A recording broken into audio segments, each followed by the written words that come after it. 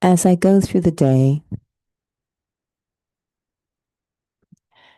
there's a constant flow of thoughts in my mind.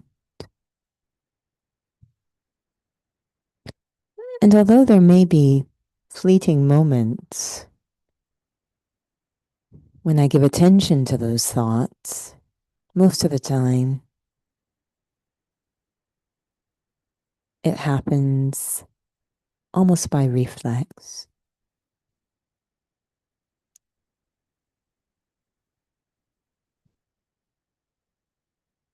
Completely unguided.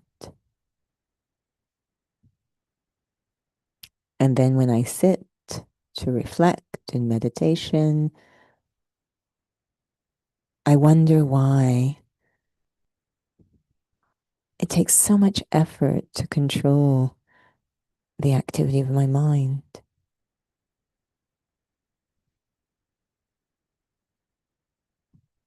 I don't want to stop the mind from thinking, but I do want to give attention to the quality of my thought.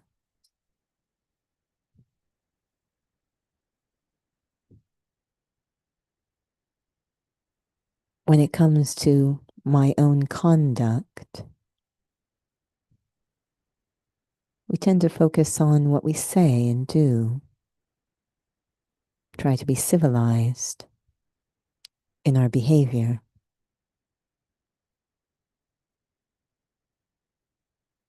But do I look at the conduct of my mind? Are the thoughts in my mind aligned with my core values, my personal religion, if you will?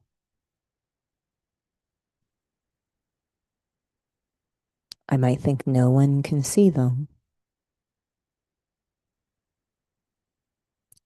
but they do affect me, the thoughts in my own mind.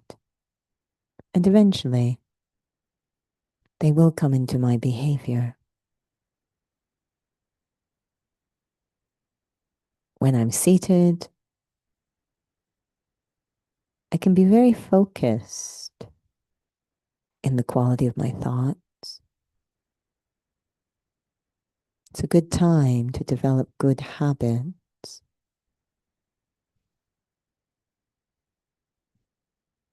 But I have to give attention to my mind as I walk and move around as well, act and interact. Am I thinking in alignment with my core value? Om Shanti.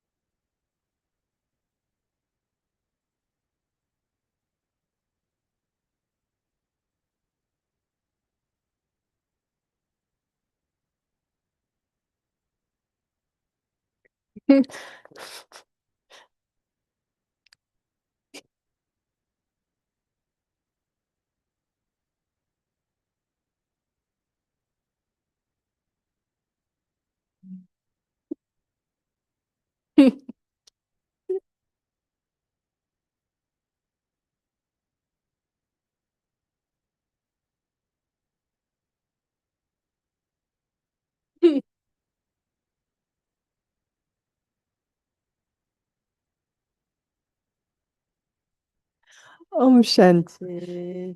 Oh, Shanti, so sorry. We apologize. We were trying a different format and it's absolutely atrocious. We apologize. We'll pull ourselves together. So today, our conversation, that mouse is on your forehead. Our conversation is about the conversations in our mind. And this was inspired by our lesson this morning. What really touched me, this idea of never letting your original, your true, authentic religion or code of conduct, however you wish to define it, go during the day. And the place I was finding myself focused to achieve that objective was my mind. Do I think through the lens of the values that are most important to me? And we often think, well, no one can see what I'm thinking. It doesn't matter. But it did feel like I was compromising my religion, which is about peace and pure feelings, um, at the level of thought. And eventually it would come out in my activity. So that's what inspired it. I think Nora is ready to go.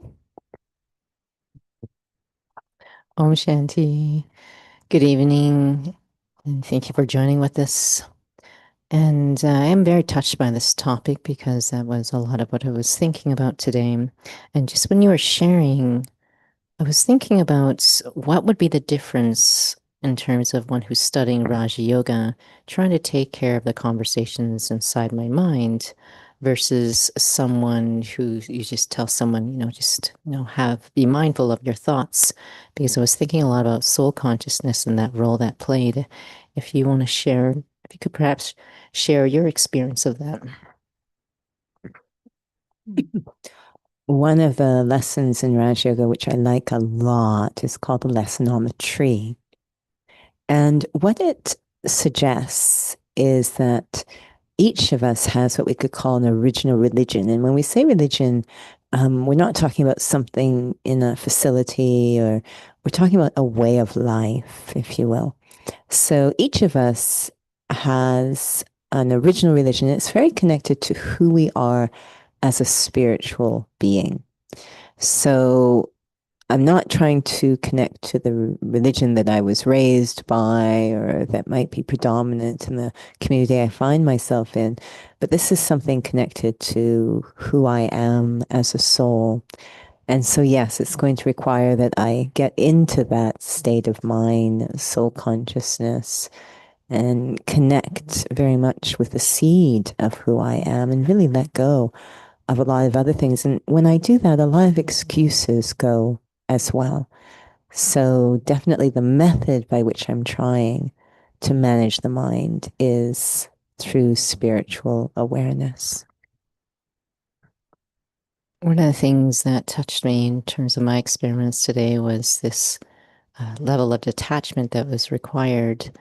Could you share about just how lightness helps in terms of, again, managing the conversations in your mind? Not the lightness that we may know of in terms of just, again, without Raja Yoga, but in soul consciousness. I suppose that one of the times that one's so-called religion becomes quite paramount is when they're in distressing or challenging times. So they always, that idea of my religion got me through, my faith got me through, my beliefs got me through.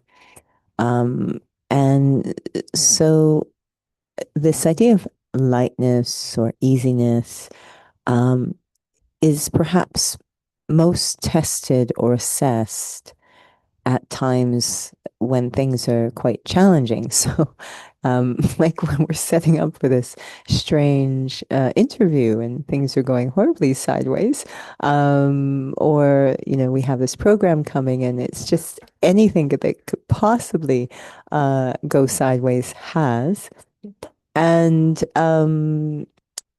to be able to stay. It's not light as in I don't care. It's light as in a tennis player who is getting ready to receive a serve is very light on their toes. So, in other words, it's creating a readiness or a capacity within me to respond again in alignment with my religion. So, to stay peaceful in the face of all sorts of upheaval or unpredictability, that kind of lightness. It's an integrity, but there's no violence connected to it. But I am in a position where I can respond to whatever's going on. I'm not, if you will, oppressed or in any way affected by what's going on. My integrity remains intact. One of the things that we learn about this study is, again, just how spiritual laws work and trying to have a, a lens of reframing seen in this situation. How much does that play a role versus if I really have a deep experience of just the quality of myself as a peaceful being, a light being? Do you find that that actually has more importance? Because I could have my old stuff, my old personality, and try to reframe things, but that heaviness, that seriousness can get in the way. And the why I'm asking is, can we perhaps maybe be a lot more intellectual and not spending more time in that experience of being a soul? Physically, this is pretty obvious to us physically that if I'm going somewhere, there's really two possibilities. One is that I could think about going there, but not actually be there. And this is happening to quite a few people who are trying to travel right now. So I could think about going somewhere, but not actually be there. And the other is I actually am there. I actually travel to that place. And so that's very obvious to us physically. And what we experience is very different when we're just thinking about being there versus we are actually there. And the same applies spiritually. It's just that the places we're trying to go aren't physical places, they're places with our consciousness experiences. So that makes it a little bit slippery because I'm using the vehicle of the mind to try and kind of get there.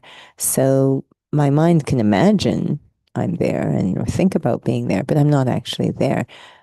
I need to make sure that I've actually arrived in that experience. And so then I think a lot of things come naturally, such as detachment. I don't have to try to detach. And that might be a sign as to whether or not I've actually arrived there. Am I trying? We has a phrase we use in Raj Yoga, this idea of effort versus labor. And the effort is to consider myself to be a soul, to actually go there, go into that state. If I'm only imagining, if I'm not actually doing it, then there will be labor. But if I've actually gone there, there will be no labor. So that's something to pay attention to. It happens very naturally if I actually go there. But if I'm imagining I'm a soul, really thinking about it, but not actually going into that state, then I will be working very hard. So I could be trying to think my way into being detached versus I'm intact in my sense of self. And so not even realizing there's a lot more thinking than actually being. Detachment is a natural quality of the soul. We call it purity. It's a very natural quality. I don't have to make effort to detach if I am genuinely in the experience of being a soul. There's no effort required. In fact, it's an effort to attach. So, which way is it going? Which is coming first? So, am I really again going into that consciousness that I am eternal, everything around me is temporary? Do I understand? So it's interesting in this topic of conversations in my mind. I'm not sure if you've ever had to share during the interviews, but oftentimes in the Raja Yoga course, you talk about this bank shot, and you're playing pool, you're trying to get this 8 ball in, but there's a bunch of balls in the way, so you're going to hit your ball on the side, and it's going to have to bank off somewhere so you can hit that 8 ball. And I guess I was thinking about, again, in conversations in my mind, if perhaps we don't realize through the lens of Raja Yoga, where am I actually putting my focus to be able to really manage my thoughts? I really liked the signal. I'm getting so many of the things mixed up because we get so many inputs every day. But this is Dadi Prakashmani's month. And this is something I observed in her, and the inspiration we received today, I think, or will receive, I'm not sure, that maybe we are to receive it, that she focused a lot, becoming, this term is karmatit, but uh, no longer reactive to anything, able to respond benevolently to everything. This was a key objective for her. And she would practice this stage of going deep into soul consciousness, which is very silent, very beyond everything. So that she said, you experience everything as a wonder, absolutely okay. And it's a very natural feeling. There's no effort. You don't have to think yourself into everything's a wonder. It just, the feeling is just naturally there. We try to think our way into a lot. Rather than thinking I'm a soul, I try and think about the things, try and imagine how a soul would think rather than focusing on being soul conscious and letting the thinking naturally emerge. So that's the idea of the bank shot, is that we're so used to trying to go at things directly. Even in our mind, we think and think about people, whether it's critical or planning or whatever, thinking a lot, hoping to reach this objective. It's actually not direct. I know we think it's direct, but it's not direct. And after a while, it doesn't even make any sense. Rather than let me let go of everything, let me go into this soul conscious stage. And then how I feel and operate immediately shifts. I remember once visiting someone and they had a Mac computer. And I sort of work on a PC. And those are usually two different computers. But there was this new technology, and there was on the computer where they could shift their Mac into a PC with a flick of a switch. So a completely different operating system. I was in complete awe, but I thought this is really what soul consciousness is. It's a flick of consciousness, a switch in consciousness, and I naturally operate differently. The peace, the freedom, the lightness. I don't have to think my way into those states. They are naturally there. I'm not really sure if I know how to articulate this question, but where does knowledge play a role in terms of listening to, it's a play, this is my true nature, I'm an actor, I'm making these arms move. Like, could it be, of course, be very intellectual, Or is it that when I'm practicing soul consciousness and even when I'm listening in class, that in that state, I'm hearing the knowledge of who I am, that it translates and trickles inside in a certain way, versus it being actually a very outside in and it just gets very intellectual, maybe quite, lack of a better word, robotic inside, and it's actually not, it's not moving me in that direction of integration. And I just hear oftentimes students trying to bridge that gap because it feels like it's very connected to this aspect of conversations, my mind, um, trying to bridge that gap so it's very natural in terms of how I think and also then how I just conduct myself in that state of soul consciousness. When it comes to knowledge in Raj Yoga, it has an interesting connection to the physical senses. So I remember learning, with the color spectrum, that there's a very small portion of the color spectrum that our physical senses can detect. And the idea that there's other things going on that we're not seeing was a wonder to me. Are there other colors?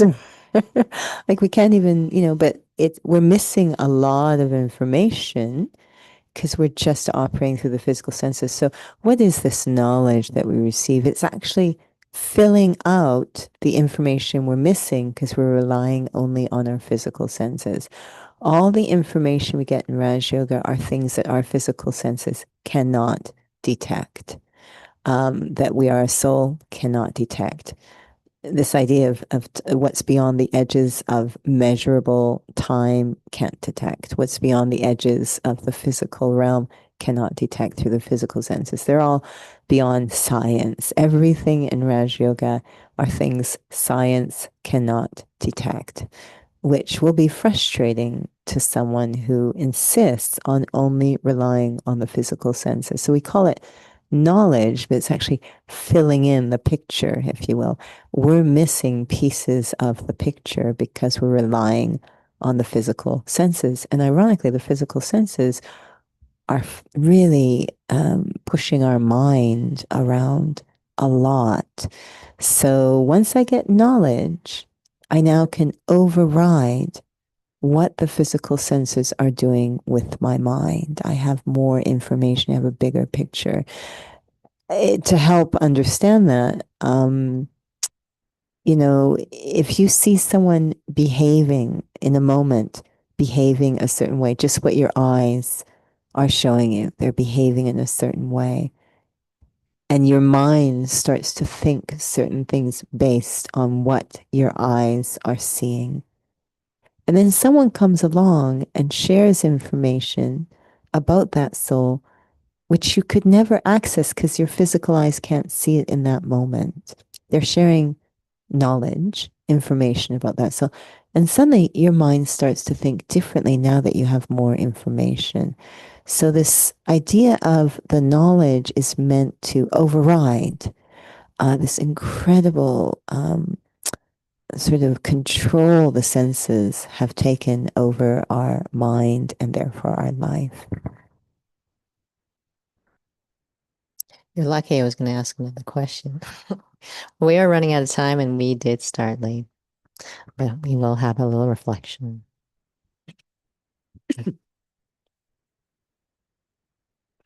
Raj Yoga uses as one of its tools something called open-eyed meditation.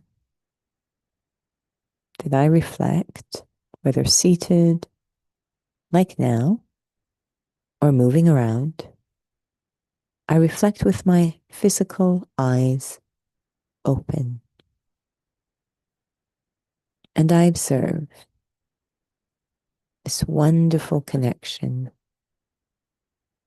between what the physical eyes see or any senses detect and the effect on my mind, what I think. I start to practice keeping the eyes open, but they just are windows through which I observe. my inner eye of insight that can experience what the physical eyes cannot see begins to open with knowledge. I become aware that I am a spiritual being, everyone is, that I've been traveling through time. There's much more to my story extending beyond the duration of this body. There's much more to all of our story as humanity.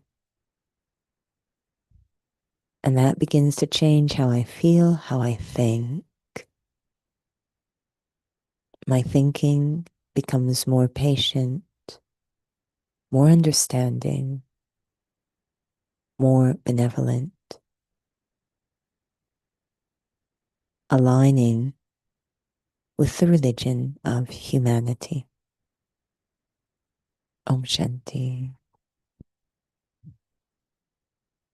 Thank you, Sister Judy. Thank you for those joining online. Just when you're sharing, it really felt like such a process of focusing on the invisible, and I was going to point at the shortbread experiment you're talking about. That takes a while for things to sort of come together. So that was actually part of my question, but I really feel like from your own personal experiments, there must be a reason why you share that experiment, because of how much you have to focus on underground. And we do a lot of stuff that seems like it's direct, but it's not really useful. So thank you, Sister Jeannie. So we do have the Inner Freedom program that's happening at Great Eagle this Friday, but the event is fully booked. The wait list is still open. And so if you have been asking, you're certainly welcome to visit the website, brahmakumaris.ca//Calgary. If you want to be on the wait list, slowly, we have a couple of cancellations here and there, but of course we cannot guarantee if there's any seats that open up. So we always have our online sessions. Please visit the website, and also many upcoming courses coming up as well. So thank you for joining with us this evening. Om Shanti.